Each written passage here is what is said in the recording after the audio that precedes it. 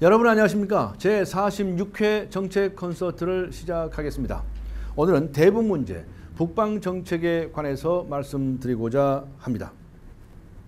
우리가 대북 문제, 북방 문제를 말할 때는 늘 남북 정상회담을 열겠다든가 개성공단을 활성화시키겠다든가 또는 금강산 관광을 즉각 재개하겠다든가 이런 이야기들을 약방의 감초처럼 이야기합니다.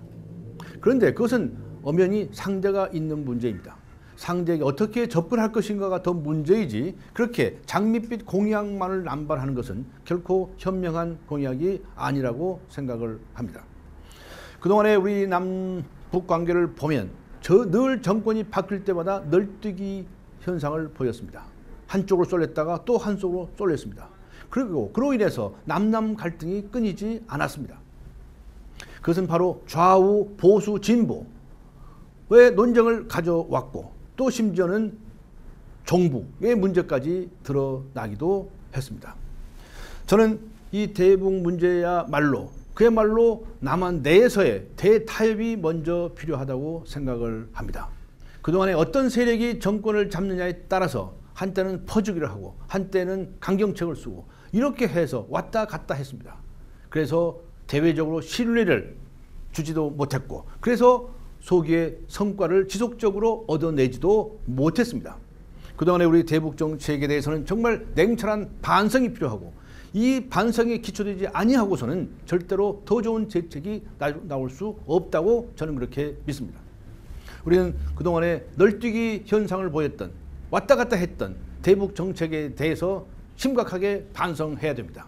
이 나라의 지석인들은 모두 반성의 대열에 동참해야 된다고 생각합니다. 그래서 저는 무엇보다도 대북 문제야말로 남한 내에서 우리 내부에서 대타협이 필요하다고 생각합니다. 그러기 전에는 한 발짝도 더 나가기가 어려운 현실을 인정해야 한다는 것입니다. 우리는 어떤 정책을 내놓아도 다른 한쪽에서는 극한적으로 반대할 것이고 또 북한에서도 신뢰하지도 아니합니다. 그리고 이 문제는 우리를 둘러싼 사강이나 다른 국제사회에서도 마찬가지일 것입니다. 그래서 저는 이 대북 정책의 가장 중요한 것으로 남한 내에서 우리 내부에서 정책에 관한 대타협을 이루어야 되겠다라고 하는 결심을 하게 되었습니다. 대북 정책 대타협위원회를 대통령 직속으로 구성하고자 합니다.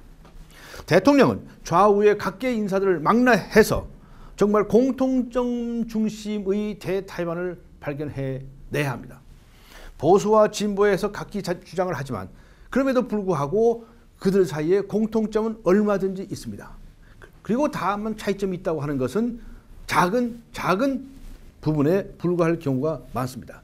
따라서 우리가 좌와 우가 그리고 보수와 진보가 대타협을 구성하겠다는 마음만 먹는다고 한다면 그야말로 대북 정책의 최적의 정책을 도출할 수 있다고 보는 것입니다. 그리고 저는 이런 대타협의 과정을 전면적으로 국민에게 공개해야 한다고 생각합니다. 어떤 사람이 어떤 주장을 했고 어떤 사람은 어떤 주장을 했는지를 국민에게 낱낱이 밝히고 그리고 국민들의 의사를 묻겠습니다. 그렇게 해서 우리가 확립된 자세를 가지고 대북 정책에 나아가자. 이것이 저의 가장 중요한 공약입니다. 저는 여기서 금강산을 어떻게 하겠다는 둥, 개성을 어떻게 하겠다는 둥, 어떤 남북대화를 어떻게 하겠다는 둥, 이산가족을 어떻게 하겠다는 둥 이렇게 하나만 한 주장하지 않겠습니다. 이런 주장은 앞으로도 얼마든지 할 수가 있습니다. 대북 정책을 진행할 때 우리가 남남 갈등부터 해소하고 그리고 통일된 자세로 북한을 대할 때 북한은 더 우리를 신뢰할 것이고 또 우리에게 박수를 보내올 것으로 그렇게 믿습니다. 더 나아가서 더 중요한 문제를 한 가지 말씀을 드리고자 합니다.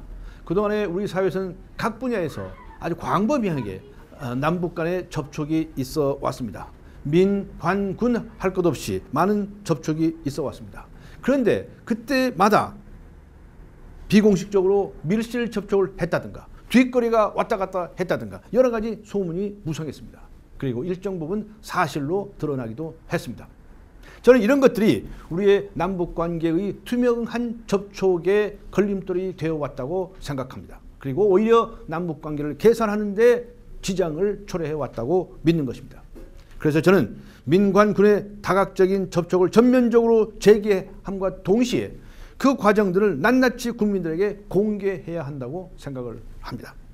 그렇게 해서 우리 국민들의 의견이 수렴된다면 종합적인 판단을 내리고 거기에 따라서 실행 계획을 세워서 그래서 인도적인 지원을 하거나 또 그 밖에 여러 가지 협력을 하든가 하는 방안들을 도출해 내고자 합니다. 오늘 한 가지 기본적인 말씀을 드릴 수 있는 것은 있습니다.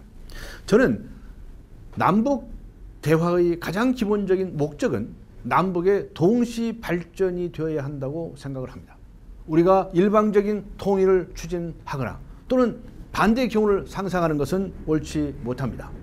우리는 상생적으로 홍익적으로 그런 통일이 이루어지기를 기다리는 마음에서 남북이 동시에 발전할 수 있는 길을 찾아야 한다고 생각합니다. 그래서 저는 이런 제안을 하고자 합니다. 남한에서는 북한을 돕고 북한이 남한을 도울 수 있는 길이 있다면 그것을 찾자. 그래서 북한 경제 발전을 지원하기 위한 단원들 100명을 북한에 파견하는 길을 찾아보겠다. 이런 말씀을 드리고 북한 역시 남한을 지원할 것이 있으면 지원해 달라. 그래서 남한 경제발전 지원단 100명을 파견해 하라. 이렇게 요청을 할까 합니다. 이렇게 우리가 상호 교환적으로 상대방을 위해서 지원하는 이런 방안을 찾는다고 한다면 이것이 곧 우리가 화해를 해나가는 지름길이 될 수 있다고 생각합니다. 오늘은 남북관계, 대북정책에 대해서 말씀드렸습니다. 감사합니다.